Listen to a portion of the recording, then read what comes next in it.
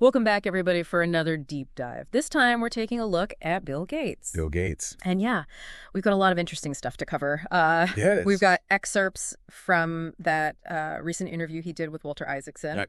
We've also got a sneak peek into his 2025 memoir source code. And get this, Yep. we have a hypothetical review Okay. of his yet-to-be-released book, The Sustainable Future. Wow. So it's kind of like we have a time machine here, looking at his past, present, and future. Yeah, and what I think is really striking is the depth of these sources. Yeah.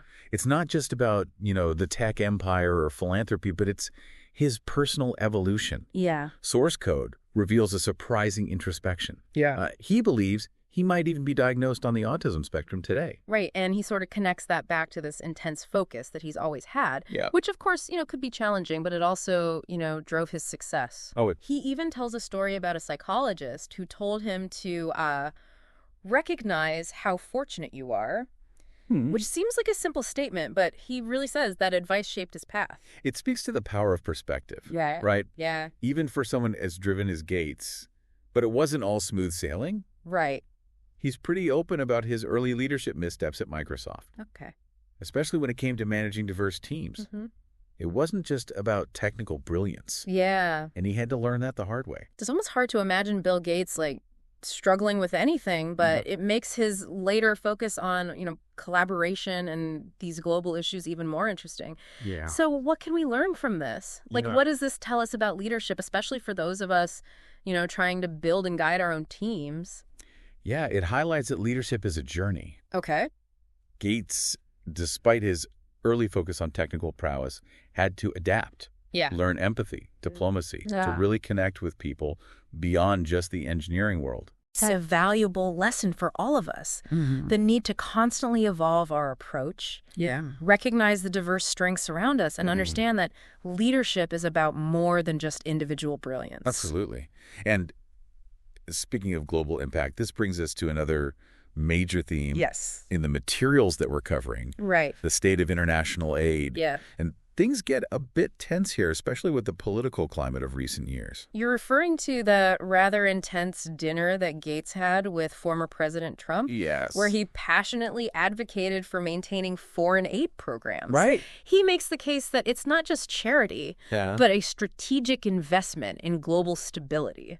But despite his best efforts, we see USAI funding drastically cut, Yes. with some surprising players involved. Yeah. Even Elon Musk had a hand in it. Wow. It really reveals this complex web of politics and personalities surrounding this whole issue. It does. And of course, there are very real consequences to those funding decisions. Yet the human cost is undeniable. Millions reliant on HIV and malaria treatment were directly affected. Programs like PEPFAR, Right. the president's emergency plan for AIDS relief, which has saved over 20 million lives, Yeah. were put at risk. Yeah.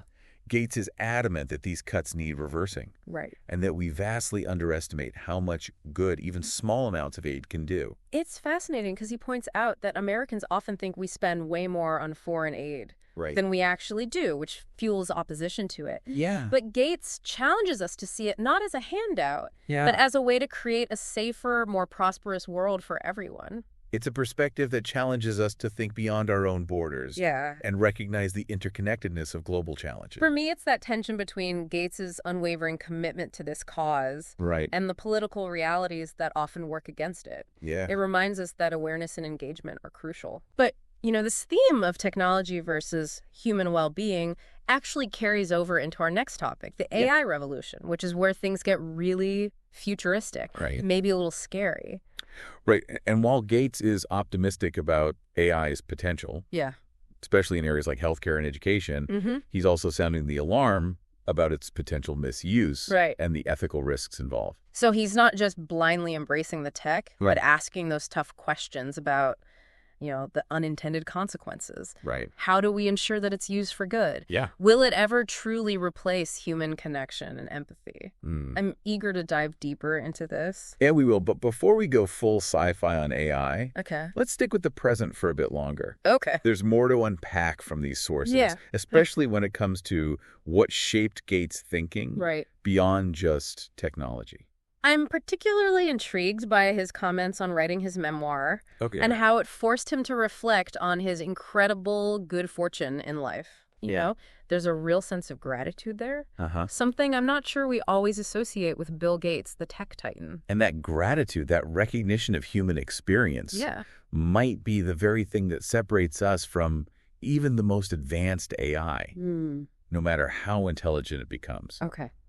But more on that in a bit. Okay. For now, let's dig deeper into Gates' journey and see how it connects to his vision for the future. All right, let's do it. Okay. You mentioned that Gates' memoir revealed a surprising sense of gratitude, something we might not typically associate with him. Right.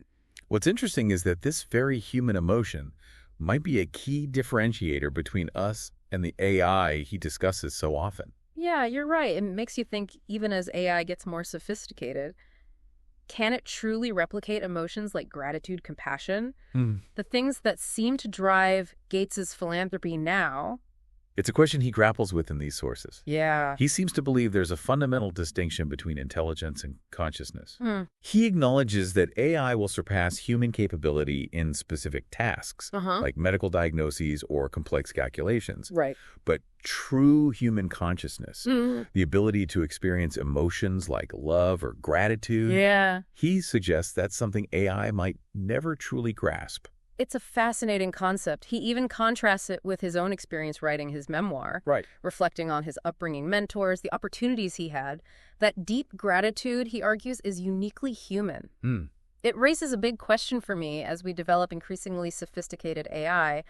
What does it even mean to be human in that context? It's a question that philosophers have been grappling with for centuries. Right. And now it's becoming increasingly relevant in our technologically driven world. Yeah. But perhaps before we get too existential, we should shift gears to something a bit more concrete. Right. Gates' vision for the future, as outlined in his hypothetical 2025 book, The Sustainable Future. Yes. Let's get into that. It seems like he's betting on a future where technology and human ingenuity work together to solve those big global challenges. He is. But what does that actually look like? Give us a sneak peek into some of his proposed solutions. Well, one striking proposal is the pandemic shield. Okay. A global network of labs dedicated to pathogen surveillance, coupled with mRNA vaccine factories in lower-income nations. Sorry. The goal is to detect and respond to potential pandemics much faster, essentially learning from the COVID-19 experience. Okay, so using technology to prevent future outbreaks, I can see the appeal there, but surely he's got more up his sleeve than just pandemic preparedness. Oh, he does. What else does this sustainable future entail? He also outlines a human-AI compact, a framework for regulating AI, specifically addressing algorithmic bias, promoting responsible development, and funding retraining for workers displaced by automation. So he's acknowledging the potential downsides of AI while trying to harness this power for good. Yes, trying to find that balance. It sounds like he's walking a tightrope, trying to balance embracing innovation with safeguarding humanity. Yeah. But is it all just techno-optimism? Does he acknowledge the real-world complexities of these challenges? He does address the complexities. He's not naive about the political hurdles and the need for global cooperation. Okay. He even proposes a UN-led climate corps to mobilize young people in green infrastructure projects. Interesting. It's a bold idea, but will it gain traction in a world often driven by national interests rather than global collaboration? That's the million-dollar question, isn't it? It's easy to get caught up in the excitement of tech solutions, but we have to remember that real progress requires political will, social change, and a collective commitment to a better future. Absolutely. It's not just about inventing gadgets. It's about addressing the root causes of these problems and empowering communities to be part of the solution. You've hit on a key point. Technology is a tool. Right. But it's up to us to wield it wisely.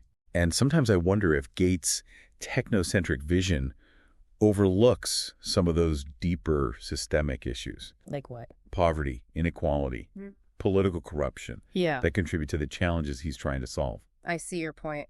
Some critics do argue that his focus is too much on top-down solutions, relying on technology and funding, rather than grassroots movements and local knowledge. They question whether he's really addressing the underlying causes or just applying a Band-Aid with technology. It's a valid critique, and it highlights the need for a more holistic approach. One that considers the social, economic, and political dimensions of these challenges. Technology can be a powerful catalyst for change. but it can't be the only answer. So where do we go from here? What does it all mean for us, not just as observers of Bill Gates' world, but as individuals trying to navigate these complex issues ourselves? It's a question worth pondering, but maybe a blend of human ingenuity, compassion, and yes, even technological innovation can help us create a future that's both sustainable and just. It's a future worth striving for, and Gates's ideas, even if we don't agree with them all, certainly spark important conversations and challenge us to think differently about the role we can play in shaping that future. Speaking of challenging ideas, there's one more element from Gates's hypothetical book, The Sustainable Future, that I found particularly thought-provoking. Okay, I'm all ears. What is it? He argues that wealthy nations need to completely overhaul their subsidy systems.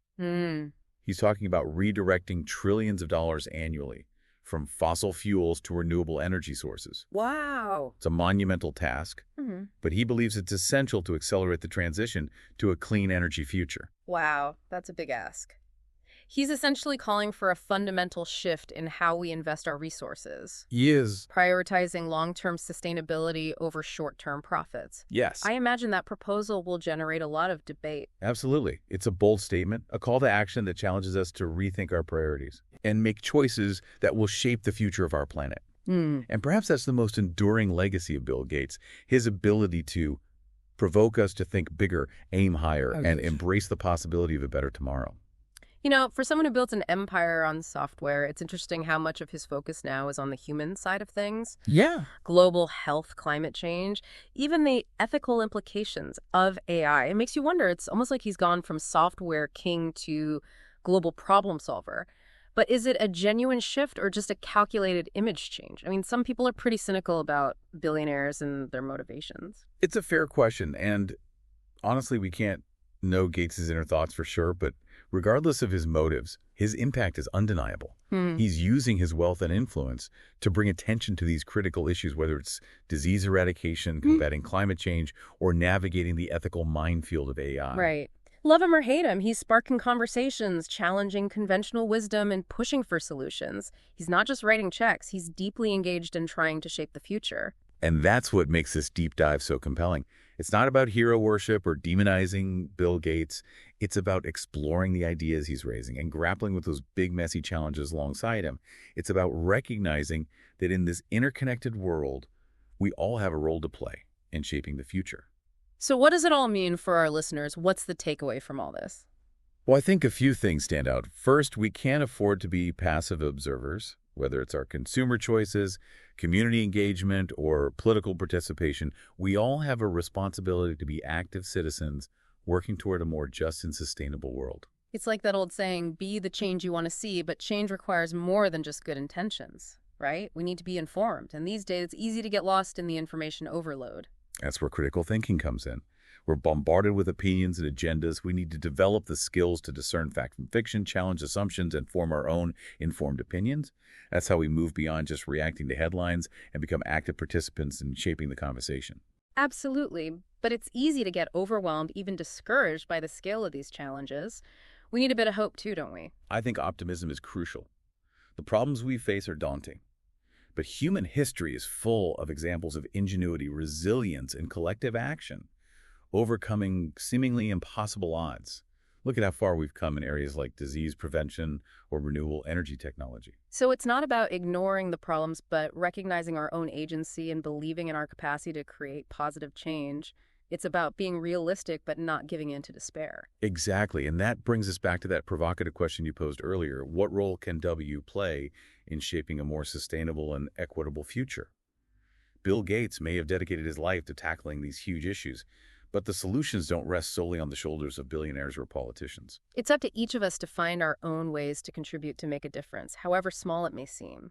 Maybe it's supporting organizations doing great work. Maybe it's advocating for policy changes. Or maybe it's just making more conscious choices in our daily lives. The key takeaway is that we all have a sphere of influence, even if it feels limited. And by using our voices, talents, and resources, we can create a ripple effect that leads to real change. So as we wrap up this deep dive into the world of Bill Gates, let's not just leave it as an intellectual exercise.